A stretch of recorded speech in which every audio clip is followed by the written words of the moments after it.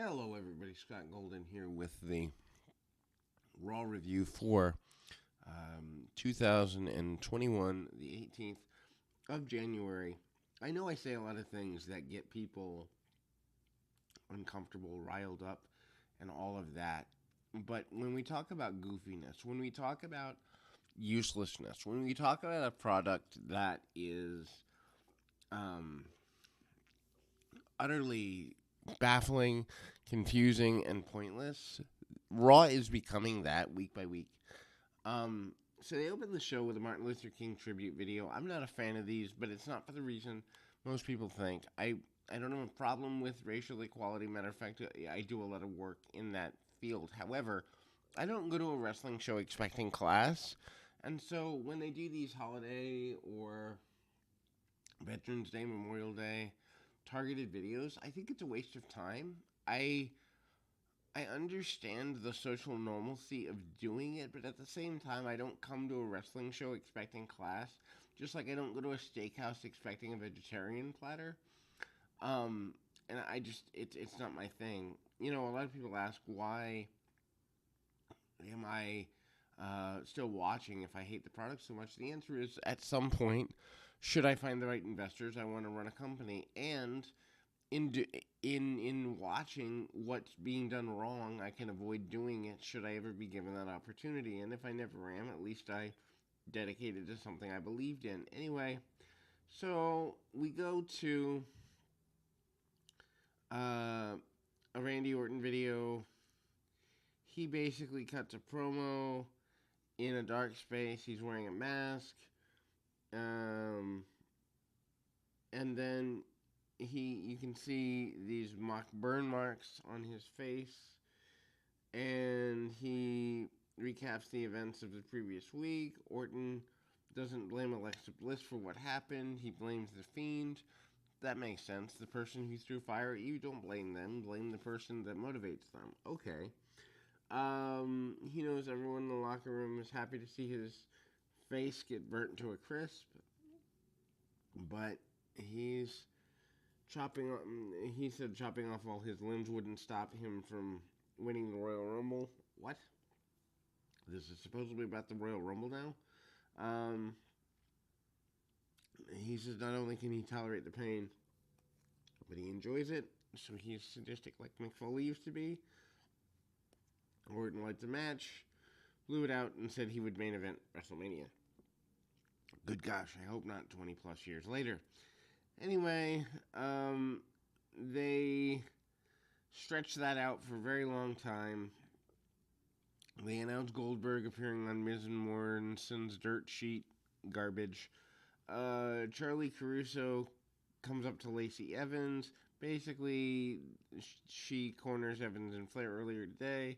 Evans is frustrated with the question about the nature of their relationship. She says she wants to learn how to be the dirtiest player in the game from Ric Flair.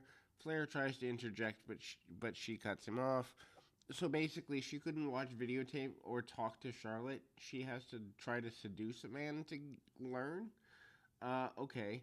Anyway, tag team champion Charlotte Flair defeats Peyton Royce at 12:04. Man, there are times that Peyton Royce can't get through a 4-minute match. Why are you giving her a 12-minute one? Anyway, Royce attacks Flair from behind during the entrance.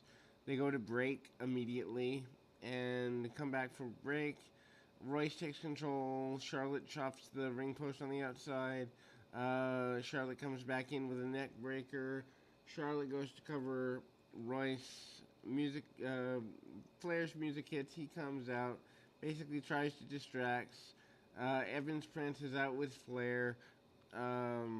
There's a distraction point here. Evans and Flair are gone post the break, so why'd they come out at all? Charlotte gains control, dares them to come back. Royce comes back with strikes and jumping kicks for near fall. Flair goes for Royce's leg, applies the figure eight, and gets a submission win. Why did this take 12 minutes? Why did we waste time with Lacey Evans coming out? Why is Charlotte Flair being wasted in this way? None of these questions are answered. Flair holds the submission hold after the bell. The announcers announced that Alexa Bliss has invited Asuka to her playground interview segment. So now we have two pointless interview segments in the same show. Awesome. Anyway, Hurt Business antagonizes Matt Riddle backstage. Riddle said he'd take the high road.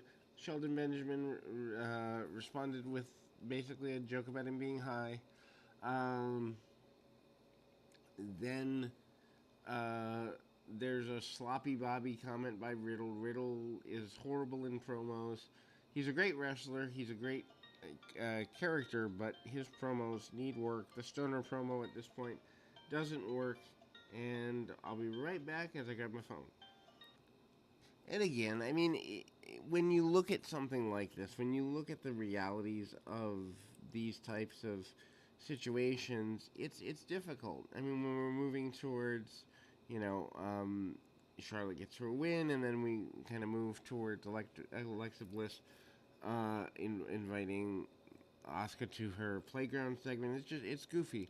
So the Hurt Business antagonizing Riddle, and Riddle is not a good promo. He's never been a good promo, not on the Independents, not here.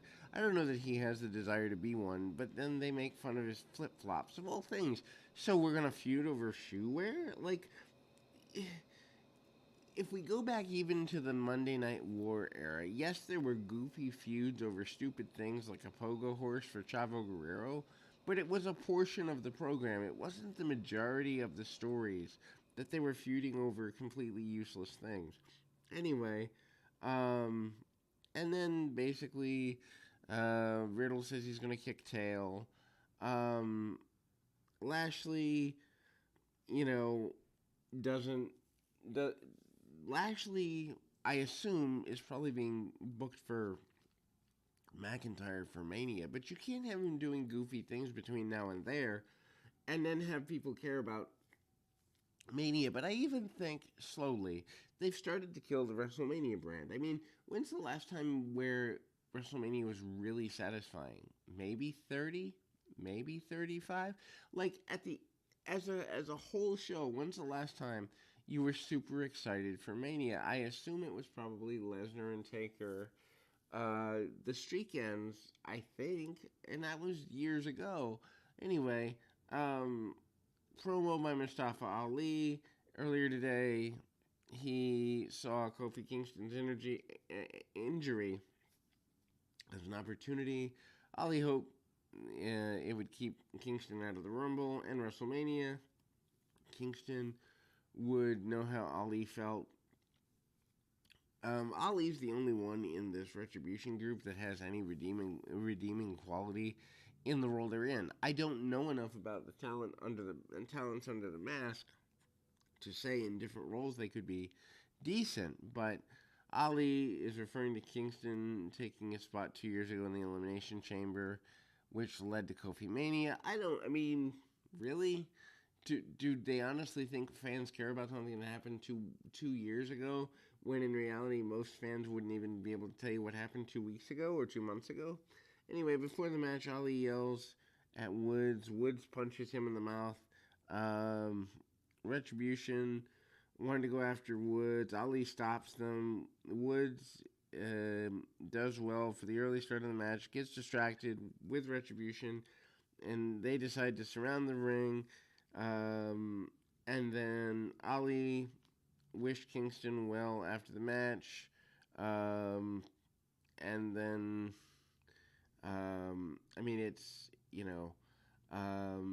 anyway, Mace botches his own finish, gets a win. Again, this Retribution thing should just be disbanded. It didn't work. It doesn't work. It's useless. Ali's the only good thing to come out of it in terms of for future stories. Then they go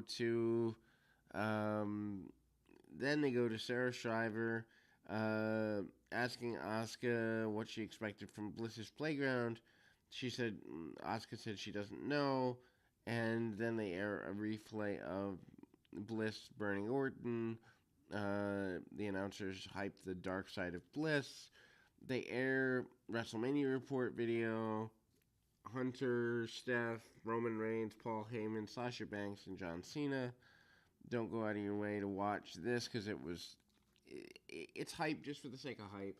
The company is slowly dying in terms of public perception. They may be fine money wise, but I don't know. I don't know that WWE has been this down in terms of what the average person thinks of them since the new generation era of like 94 to 90 what 90 93 to 95, something like that. I think it's that bad. Alexa Bliss's Playground with Asuka as guest. um, Playground has AstroTurf basically provided by Tampa Bay Rays. Bliss is basically pretending to be a 12-year-old girl. Bliss introduces Asuka. Asuka was going to sit on the swing set, easy for me to say. Bliss says the Fiend is sitting there even though he's invisible. Bliss announced she's entered the Rumble. Asuka is happy for her. Bliss deduced that she could face Asuka at Mania if she won the Rumble. I mean, I don't think that's a good match, but at the same time, I do like the Alexa Bliss character. I've always liked her as a talent, and if the only way you can give her something to do is to give her to Asuka, then okay, sure. Bliss starts whining to her invisible friend. Asuka tries to cheer her up, asking if the Fiend is still here. Bliss told her not to say his name. A rocking horse begins to move on its own. Bliss waves at it. Asuka is kind of weirded out by it all. This is horrible. Shriver asks Miz and Morrison what's in store for Goldberg tonight. They mocked her. Shayna Baszler said she would win the Rumble and didn't care who she had to beat. And even if it's her own tag partner, Nia Jax somehow is surprised that Shayna would do this, even though they've already had a tension storyline before. Talk about schizophrenic and non-sequential, non-linear writing. Controversy is created by all of this, I guess. Shayna is kind of just there. Jeff Jarrett, from his home, predicted that Goldberg would easily defeat Drew McIntyre to win the championship. I don't. I Goldberg's peak was 98. It's now 2021.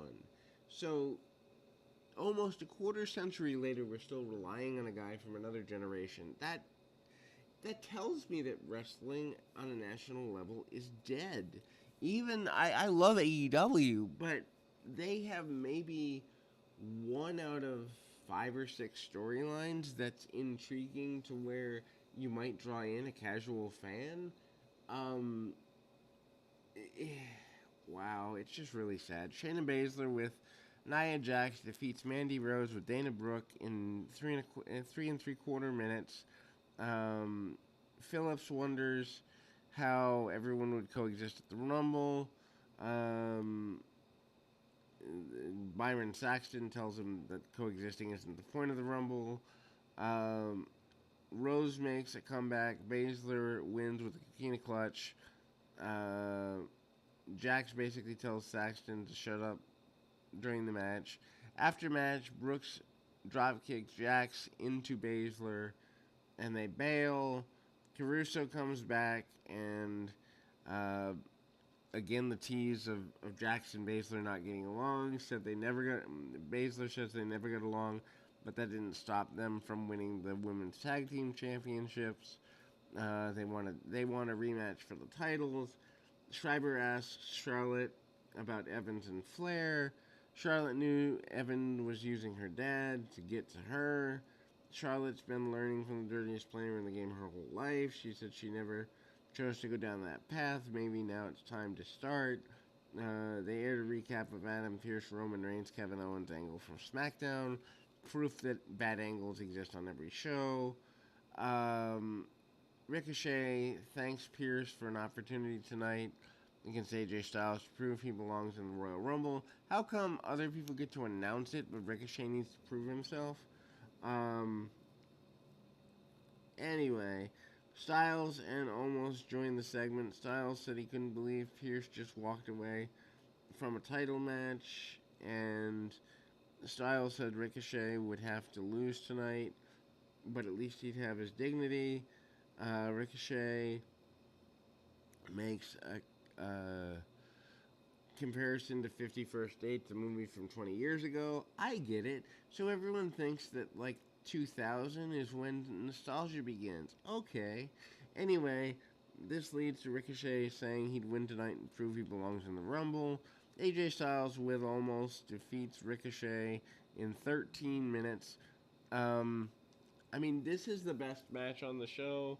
About lots of back and forth. Ricochet does a lot of cool stuff. Um, Ricochet's all over his opponent, and then Ricochet lands in the arms of Almost eventually. Referee demands that Almost drop Ricochet, which he does. Ricochet, bounces after that. Styles is in control after the break. Ricochet comes back, DDT. Ricochet hits a German suplex for a near fall. And then Styles knocks him down, gets a brainbuster for a near fall of his own. And Styles goes for the phenomenal forearm. Ricochet counters it into a recoil for another near fall. Off the top rope comes Ricochet. Styles catches him, drops him over the top, and Ricochet bounces right into Styles' arms and into the Styles Clash for the pinfall. Good finish, good match, and a overall good experience. Go into the third hour.